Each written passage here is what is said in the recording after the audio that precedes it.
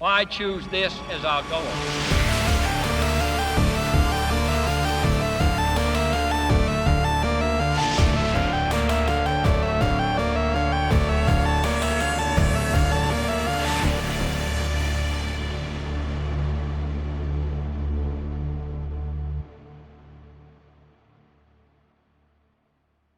Welcome back to Game Change, the series where I take your favourite game and ruin it by turning it into some other fucking game. Last week I turned Oblivion into Skyrim, to mixed reviews. So this week I thought I'd rile up the flames once again by doing the opposite and turning Skyrim Special Edition into the Elder Scrolls 4 Oblivion. But before we start, if you have an idea you want to see me cover in a future video, leave it in the comments and I'll shout you out in the next episode. This week's suggestion comes from me! No one asked for it, but you're getting it. So sit back, relax, and let's get into this week's episode.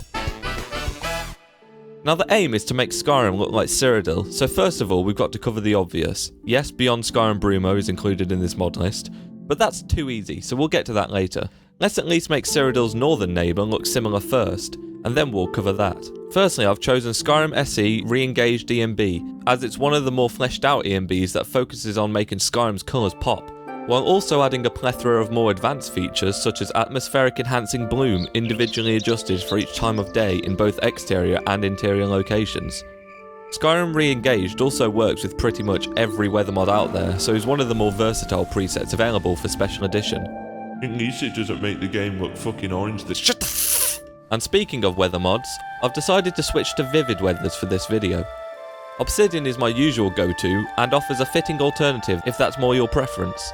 But Vivid Weathers offers a more high fantasy Oblivion style that we're looking for. It also overhauls all the vanilla weather systems and image spaces and replaces them with more than 500 new weather conditions. If you want to see a full list of things this mod adds to the game, which is a lot, then check out the mod page or just install it and experience them for yourself.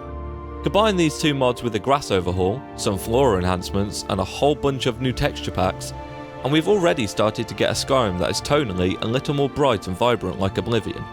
But if you want to really sink yourself back into the Cyrodiilic atmosphere, then changing the heads up display and menus can really tie everything together. If you watched my last Skyrim video where I turned it into Dark Souls, then you'll already be familiar with our next mod, Sky Hud. But instead of using the Dark Souls preset, we're of course this time going to install the Oblivion preset, which repositions your health, stamina and magicka back to the bottom left of your screen, along with altering the position of both your compass and your stealth indicator. Combine these with El Sopa's adventure theme for Sky UI, and you've not only got a heads up display that mimics Oblivion's, but also a paper style menu that overhauls almost all of Sky UI's interface. This mod overhauls the look of your inventory and magic menu into the style of Oblivion's, although it is currently a work in progress, so if you want to try out something more complete, then use Euron Reactor's Dear Diary Replacer, which also reskinned the Sky UI menus into a more realistic journal theme. Either of these mods work, but for this video, El Sopa's adventure theme in my opinion suits the Oblivion look more, so we're just going to go for that. And sticking with paper styles, I've also included Paper World Map into the list, which adds back the infamous paper map used in the Elder Scrolls 4. Along with the Oblivion font replacer, which changes Skyrim's modern font into a more fantasy-inspired Oblivion style, these user interface mods come as close as you'll ever need for giving Skyrim's menus that Oblivion look. Okay, enough with the UI. Let's move on to the gameplay mods I've selected for this video. For a start, we're going to change the character creation system by adding back the birth signs and classes that were missing from Skyrim. Personally, I like not being locked into a class and being able to change your birth sign or standing stone at will throughout the game. But for the purpose of this video, we're going to revert back to the Oblivion system with the mod Character Creation Overhaul. Races, birth signs, classes, skills, specializations, attributes. Talk about a descriptive mod name. This mod re-grants you the ability to select your birth signs and class at the beginning of the game, which all come with their own buffs and debuffs applied. If you're looking to make the character customization more customizable, then this mod is perfect. From Bard to Nightblade to Crusader, Character Creation Overhaul lets you pick from a selection of 21 classes, and if that wasn't enough character customization, then it even changes the starting stats depending on which race you choose to play as. Why does the Red Guard have less magicka than the Imperial? Racism! Each race also now has permanent skill progression multipliers based on their respective abilities. For example, Orcs are given a 5% bonus to block, one-handed, smithing and two-handed skill progression.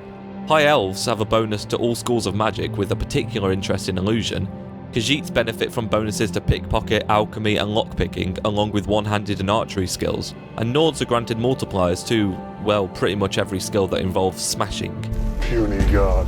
And to go hand in hand with COC, I've included one of my most used mods of all time, Ordinator, Perks of Skyrim. If you're at all familiar with Skyrim modding, then I'm sure you would have came across this at one point.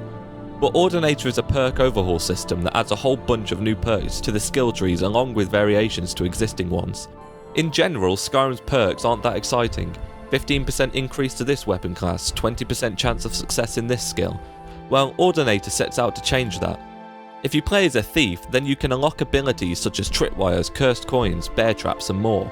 Warriors can customise their skill trees to focus on specific weapon types and enchantments. There are skills that add in-world abilities such as 5 Dragons of Fate into random containers across Skyrim, which upon finding grant you an extra perk point and a whole bunch of gold. Bards can finally be bards. Like a sexy goose. Blacksmiths can gain the ability to forge dwarven cannons, and lockpicks can be used to hack Dwemer automatrons. And that's just scratching the surface of all the abilities this mod adds. I cannot stress enough how essential this mod is for every playthrough I've done in the past 6 years. It almost fits into my SkyUI and SKSE list of essential mods for me, not because other mods require it to work or anything, but just because it's basically a core pillar of my game now. Okay, so we've covered the visuals, we've covered the interface, we've covered the character creation, but now let's get into the nitty gritty of how we're really going to sell this as an Oblivion overhaul. As mentioned at the beginning of the video, we're going to get into the biggest and most obvious sell. But first, here's some honourable mentions. Oblivion gates in cities to add Oblivion gates in cities. Oblivion horses, which replaces the bulky Nordic horses with a slimmer Cyrodilic horse from Oblivion. Face-to-face conversation or alternate conversation camera to give your dialogue a more Oblivion or Fallout 4 style. Immersive weapons, immersive armours and Oblivion weapons to add various armours and weapons found in previous games back into Skyrim. Legacy of the Dragonborn includes a whole bunch of new and old artefacts that can be reclaimed, including the Amulet of Kings itself. And on the artifacts note, the Grey COWL of Nocturnal is a fantastic quest mod specifically for stealth builds that sends a player on the hunt for the infamous Grey COWL from Oblivion's Thieves Guild questline. And finally, try MIHAIL monsters, ogres, ogrims and ogroids, zombies, liches and goblins, Cyrodilic minotaurs, giant rats, classic ghosts and wolves of Cyrodil to add some of Oblivion's most memorable creatures back into the game. But now let's get back to the main mod in this list, Beyond Skyrim, Bruma.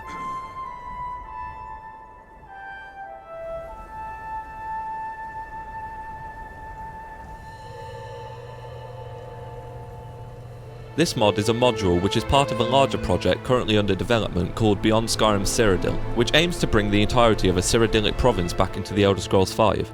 While this project is still a ways from completion, Beyond Skyrim Bruma offers a great taste of what's to come by taking us back to Cyrodil's northernmost city, Bruma.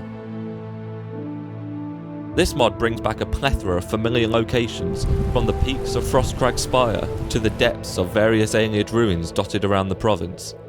With a whole bunch of new fully voiced quests and side quests, an ass ton of new weapons and armours, and a numerous amount of familiar enemies plucked straight from Oblivion, Beyond Skyrim Bruma is the closest we've got so far to an Elder Scrolls 4 remake, at least until Skyblivion, the literal Elder Scrolls 4 remake, is finished.